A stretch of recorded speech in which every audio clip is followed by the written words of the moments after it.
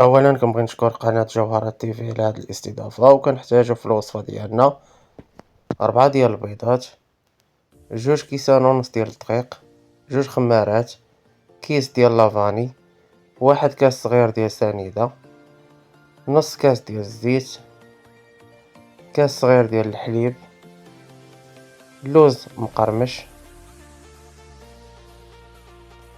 2 معالق ديال الزبدة، مربى حسب الذوق حسب الاختيار. كما كتشوفوا المقادير فهي كيكة عادية، وغندوزو للتحضير. كنحطو 4 ديال البيضات، كنزيدو عليهم سنيدة،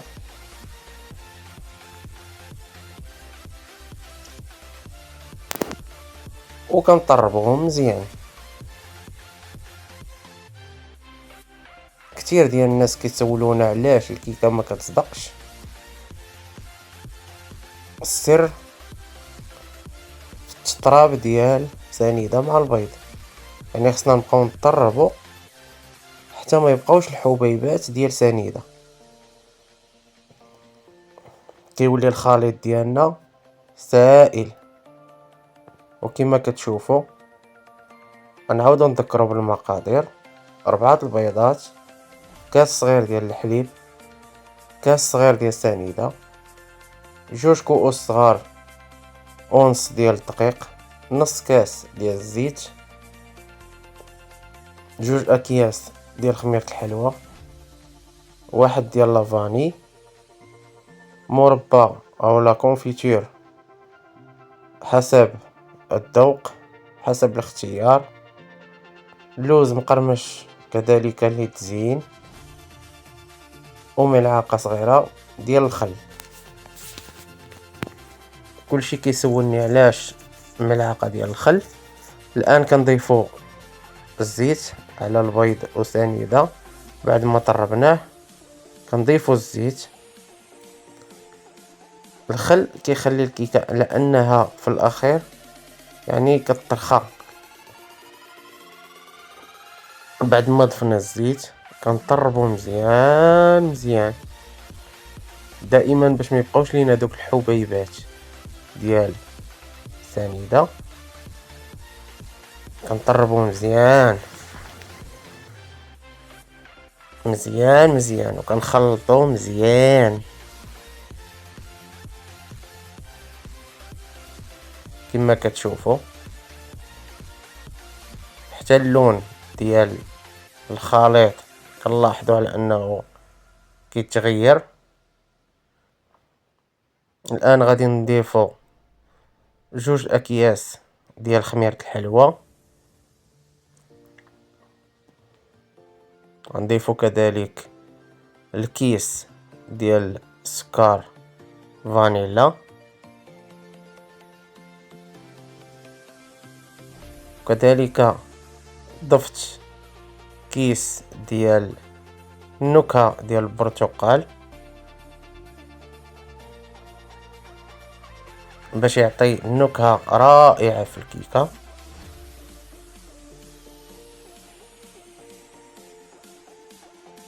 الفرق بيناتهم راه معروف، يعني الوردي راه الخميرة، والابيض هو الفانيلا، والاصفر هو النكهة او الذوق ديال البرتقال. ملي كنضيفوهم كنرجعو نطربو عاوتاني، كنطربو مزيان مزيان. علاش؟ باش الخليط ديالنا يتجانس ويعطينا كيكة اللي هشيشة وزوينة.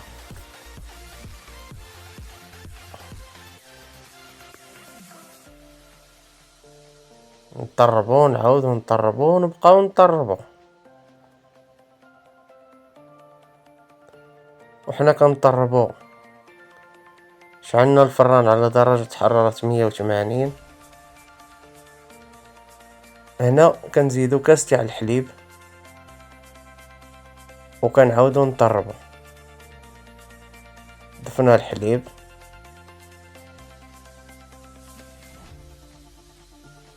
وكنخلطو مزيان مزيان باش المواد كتجانس في بعضياتها. وهنا كنضيفو الدقيق شوية بشوية، كنضيفو شوية وكنطربو وكنعاودو نزيدو شوية ونطربو ونزيدو تاني شوية ونطربو، مكنديروش كلشي في دقة باش متعجنش لينا وباش متخرجش لينا الخليط متجانس يعني عاقد. يعني كنضيفو شوية بشوية باش يبقى عندنا الخليط خفيف. وباش تصدق لينا الكيكة، السر ديال الكيكة هي التطراب ديال الكيكة. يعني ضروري ضروري اي حاجة ضفناها الخليط الا وخصنا نبقاو نطربو.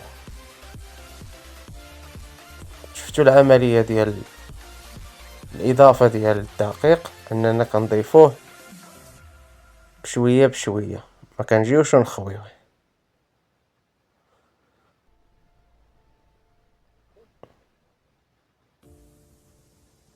المرحلة الأخيرة ديال الدقيق اللي بقى لينا هو أننا خصنا نطربوه مزيان.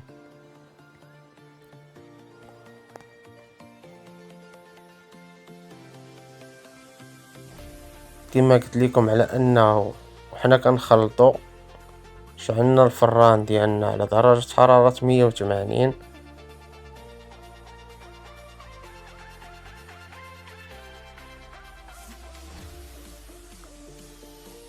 الآن غادي نضيفو ملعقة ديال الخل باش كتخرج لينا الكيكة رطبة وهشيشة، ونعاودو نخلطو. السر في إنجاح الكيكة هو التخلاط.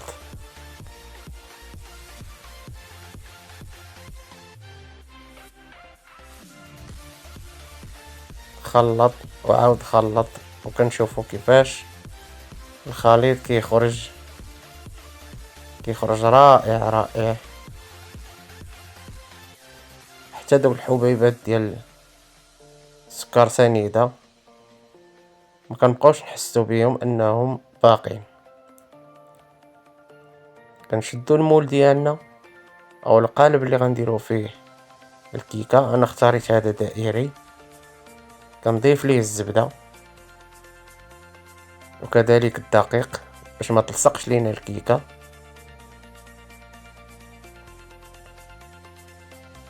ضروري هاد العملية هادي والا غتلصق لينا الكيكة، وفاش غطيب نبغيو نحطوها غادا تقسم لينا. هنا ضفنا الزبدة وضفنا عليها الدقيق وكنضيفو الخليط ديالنا كما كتشوفوا على انه الفرن في درجة حرارة 180، والوقت اللي غطيب فيه الكيكة بين 30 الى 45 دقيقة. هنا كنجيبو اللوز ديالنا المقرمش، كنحاولو نقليوه في نار هادئة حتى كيتغير ليه اللون على هاد الشكل. كيبدا يتغير ليه اللون،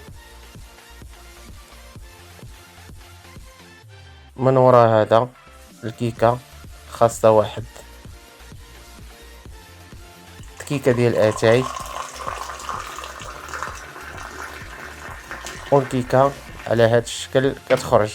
كنتمنى لكم الصحة والراحة وانكم تجربوها، والى اللقاء في وصفة اخرى.